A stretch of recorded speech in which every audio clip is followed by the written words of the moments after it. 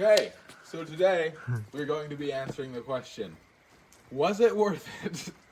Sorry, I can't do this without laughing. Was it worth it to trade my Silverado for the Audi TT?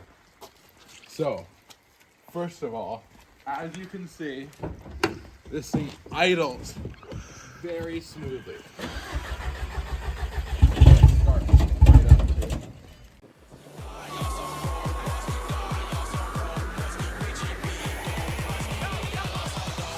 The door's open, guy. The door. No.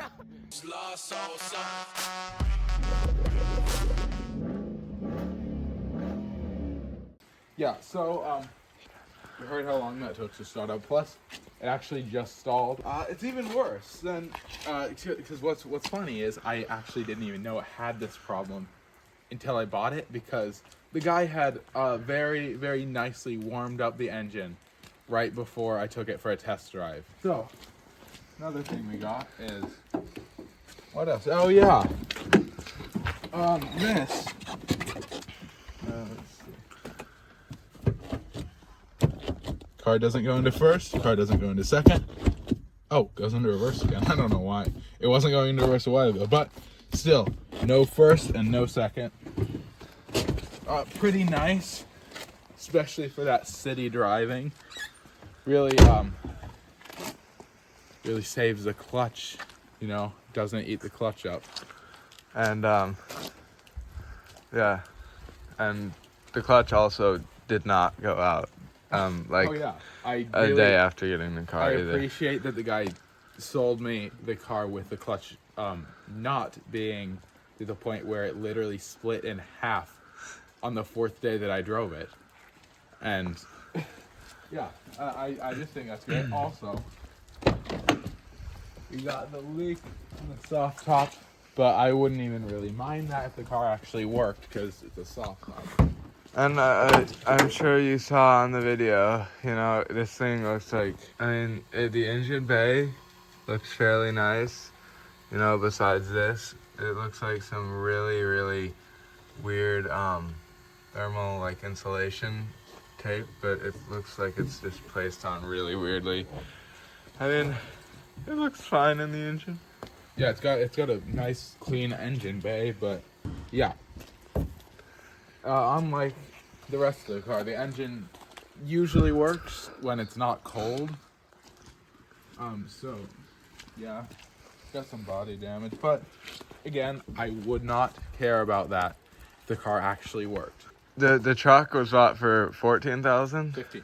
$15,000. Okay, the thing about this is, I didn't know about all this damage, and this car would be, or I mean, the private party value would be around what the private party value of my truck was. But still, I did lose money on it, and I knowingly lost And money. the truck was running just great. Had a 4.8 liter Vortec in it.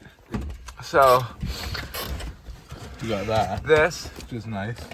this part doesn't even. And the shifter fit on. boot, the shifter boot isn't even Or there, so I had to the get e-brake this. boot, yeah. Or the e-brake.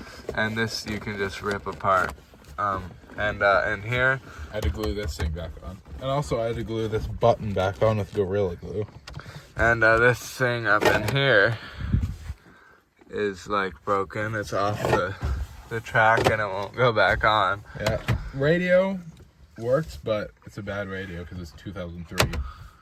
Heated seats work. The heated seats are actually really, really good. They are. They're the best heated seats I've felt, actually. But then we got back here, as most convertibles do, it had a window.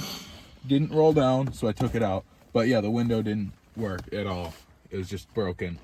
Soft top works though, which I was glad for in the time that I was actually able to drive it.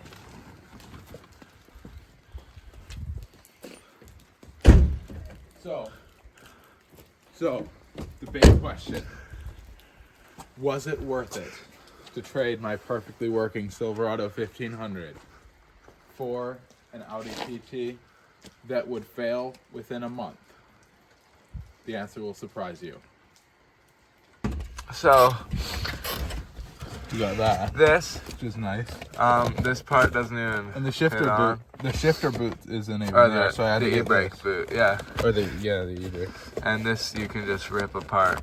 And here, I had to glue this thing back on. And also I had to glue this button back on with Gorilla Glue. and this thing up in here is like broken. It's off the track and it won't go back on. Yeah, radio works, but it's a bad radio because it's 2003. Heated seats work. Heated seats are actually really, really good. They are. They're the best heated seats I've felt, actually. But then we got back here, as most convertibles do, it had a window. Didn't roll down, so I took it out. But yeah, the window didn't work at all. It was just broken. Soft top works though, which I was glad for in the time that I was actually able to drive it.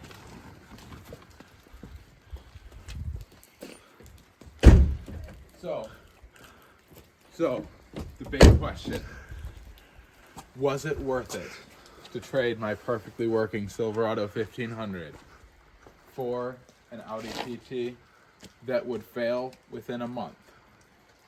The answer will surprise you.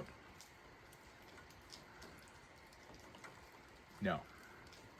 No, it wasn't. So I would like to say some more about this car. The thing about it is, if it didn't have all these issues, and before all these issues became an actual problem, I loved the car. It was awesome. Like, it's such a fun car, being an all-wheel drive, being the 225 horsepower and the 6-speed manual transmission. It's so fun, especially with a convertible top and everything. It's a very, very fun car as just like this make and model of car. But what has made it so bad is just that I really didn't think it through.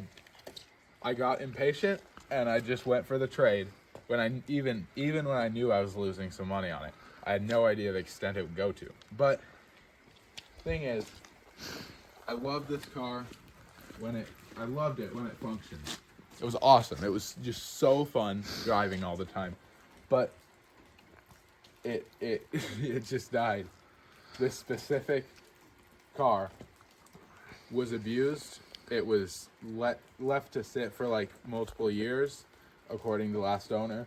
It had been in a wreck. But yeah, it just had terrible owners, terrible maintenance, and it was just like, it was neglected, because a lot of these cars will just be bought by the people who will let them sit in the garage for like months at a time and never drive them, which really affects the engine's reliability. And also then when you start to drive them, they'll just have a bunch of problems, like how it'll stall on cold start. It's probably caused by like a sensor or something. I don't know, something like that. But yeah, it's a great. This make and model is a great car, and I would definitely recommend it if it was working. Like, it is fun to drive, I admit.